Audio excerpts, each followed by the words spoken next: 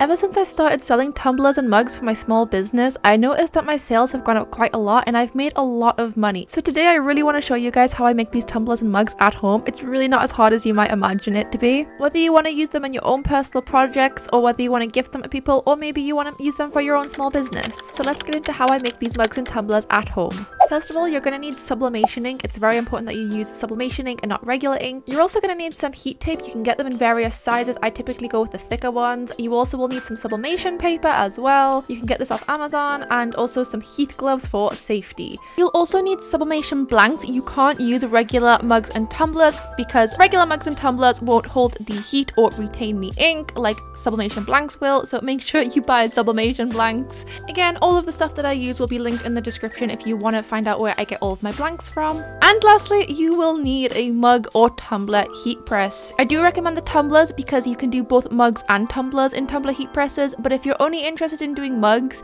you can get a singular mug press, which might be a little bit cheaper if you're on a budget. This is the printer that I use. It is an Epson EcoTank. You can convert them into a sublimation printer. The only difference is that the warranty will no longer be valid because you have used sublimation inks, which is not recommended by Epson, but it has never had a problem. In fact, the Hippo inks that I use are actually made for the EcoTanks, so it's completely safe. In order to convert your EcoTank into a sublimation printer, all you will need to do is to buy a new printer and use the sublimation inks rather than the inks that you get with the printer. You cannot mix your new sublimation inks with your old inks because sublimation inks are completely different from your regular printer inks. As you can see, the Hippo inks are made for the EcoTanks. They go perfectly into the top of the ink cartridges. I've never used any other kind of sublimation inks just because I really like the Hippo brand, but if you do go with another brand, you may have to use a syringe for this process. All of this stuff will be linked down below in the description. I get most of my stuff off of Amazon. Now we're onto the sublimation paper, which I also get from Amazon. Again, you cannot use regular paper. You will have to use sublimation paper. You can't do this process without it. And then it's on to the designing process. I'm going to talk through the mugs first. So here you can see on screen, I am showing you the mug size canvas that I use. So it's typically about 21.9 centimeters by 9.8 centimeters. And I always do it in landscape. Don't do it in portrait. It will not work this way. I also always have it in 300 resolution and CMYK color for printing. So for reference, the canvas should be quite rectangular. You can see it on screen.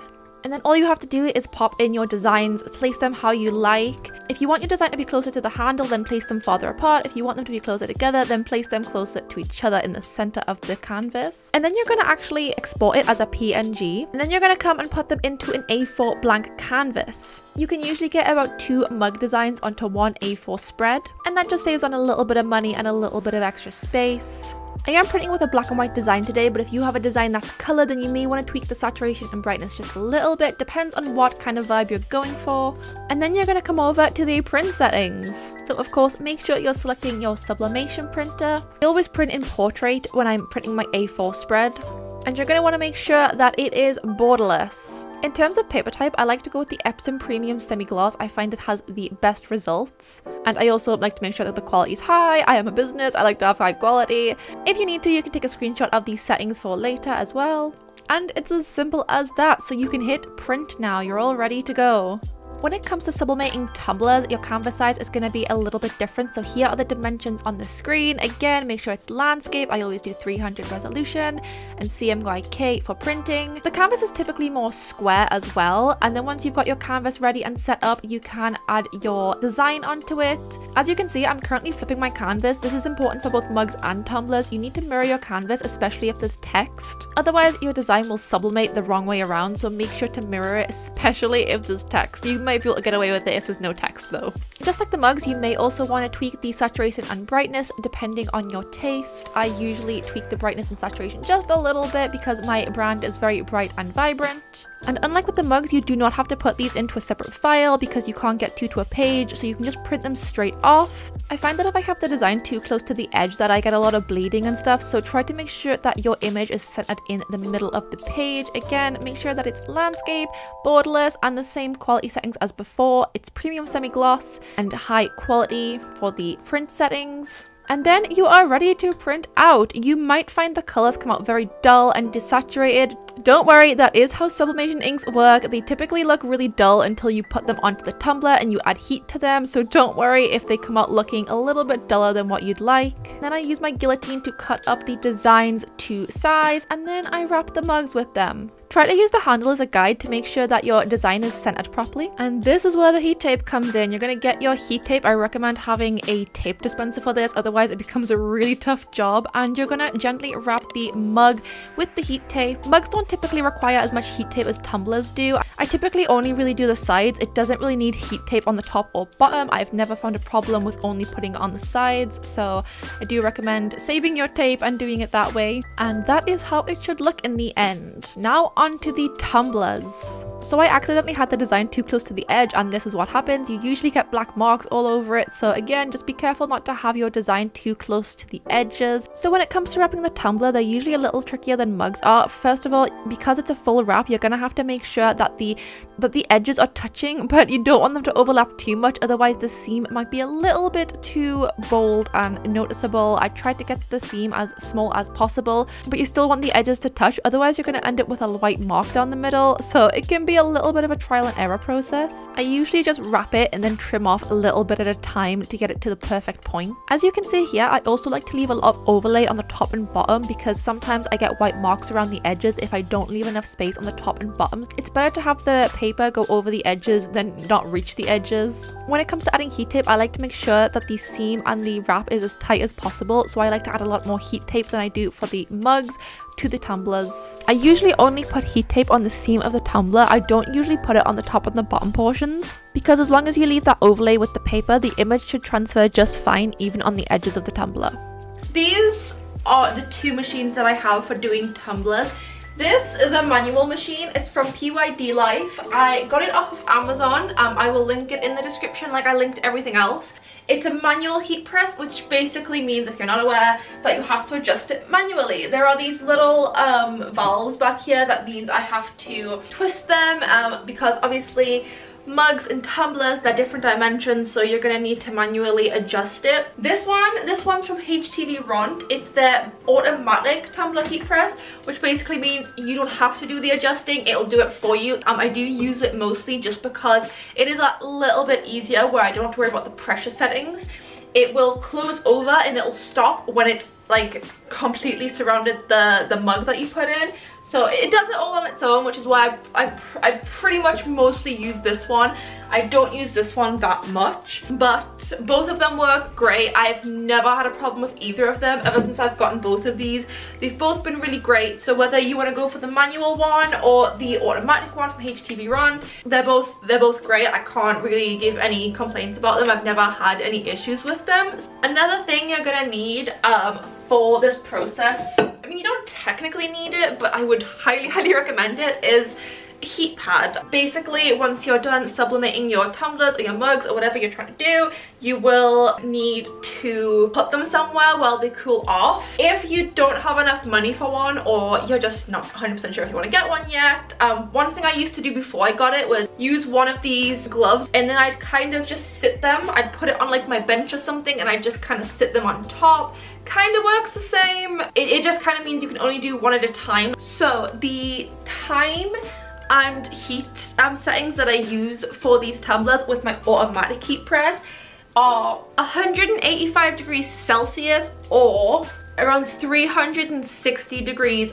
Fahrenheit, and I put them on for around 340 seconds. So those are for the mugs. I've never had an issue with these settings, but again, it depends on your heat press. If you've got a manual heat press, you might find it needs a little bit more or a little bit less.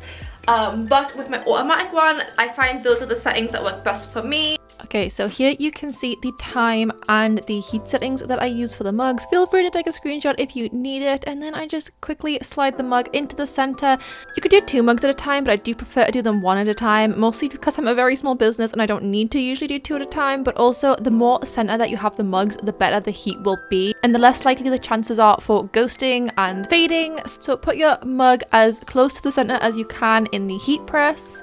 So as you can see here, the paper is a little bit browner than what it was when I put it in, and also you can see the design through the paper as well. That's a very good indication that your sublimation is done and you can take the paper off. You don't have to wait for it to cool down, you can just take it straight off. I've never had any issues with taking it straight off. I usually get very impatient and want to see how they've turned out, so I always just take them straight off. Don't worry about ruining the design, you won't. And there is the design. It came out perfectly. I absolutely love these mugs, they're so cute. And now to sublimate the tumblers. So, like I said, tumblers are a little bit more finicky than the mugs are. They require a lot of turning around when they're in the heat press because you want to get all sides. With the mug, you don't need to worry about turning it around because obviously the handle's there. So for the skinny tumblers, they are around the same time as the mugs take. However, I kind of have to hover around them a bit more because I do them in 60-second batches. First, what I do is I'll put it in this way. Do 60 seconds. I'll turn it fully around so this part is on the bottom and do another 60 seconds.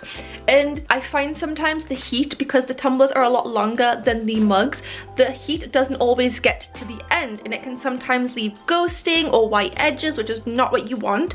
So after I've done the turn over, I then take it out and then I'll turn it slightly and I'll pull it so it's kind of midway in the tumbler press, and then I will turn it again so the top half is midway in the tumbler press. I appreciate that was a lot of steps to learn, so let's just go through that one more time. So after the first 60 seconds are over, I'm going to turn over my tumbler, and the heat tape that was on the top, I'm now going to flip it over so it's on the bottom part and put it back in for another 60 seconds, just to make sure that the heat is getting to all sides of the tumbler. And then once those 60 seconds are over, I'm going to take the tumbler out of the heat press and I'm going to rotate it just slightly, but the most important part is that you only put your tumbler halfway in so it gets the bottom half. The bottom half of your tumbler should be directly in the center of your heat press, and as you can see, my tumbler is hanging out a little bit. That's going to make sure that the heat gets to the edges of the tumbler as well. Otherwise, you might end up with ghosting or white lines. And then we're going to flip it over one last time and put the top part of the tumbler in. Again, just putting it in halfway for another 60 seconds. And then once those 60 seconds are up, it is done. You have successfully sublimated your first tumbler. Okay, so I've done all 4 turns now, so there's quite a lot of rotating. I do need to watch these a bit more. They're not as easy as mugs, but turning it that often and just keeping an eye on it really helps. I very rarely get tumblers go wrong now because of this method, so I highly recommend it. And there it is. It came out perfectly. The image is crisp, the colors are bright. I'm super happy with how it turned out. Absolutely love it. As you can see, there is a slight seam, but because I didn't overlap the paper too much, it is very unnoticeable. It's very faint and small. And there we have it. And just in case anyone's curious on how I package these to send them out when I get orders, I actually use the boxes. The tumblers do have the PYD Life logo on, but I try to just put my own logo stickers over them because the boxes keep them very safe, and especially for the mugs are the most likely to break in transit, so using the little white boxes for them is really helpful and it keeps them from breaking. I haven't had a single mug break since. And that is it. That is how I make my tumblers and mugs at home for my small business. If you like this video, then please subscribe to my channel. I share vlogs every week of how I grow my small business. If you have a different way that you sublimate tumblers and mugs at home, I'd love to hear about it in the comment section. Thank you guys so much for watching, and I'll see you in the next one. Bye!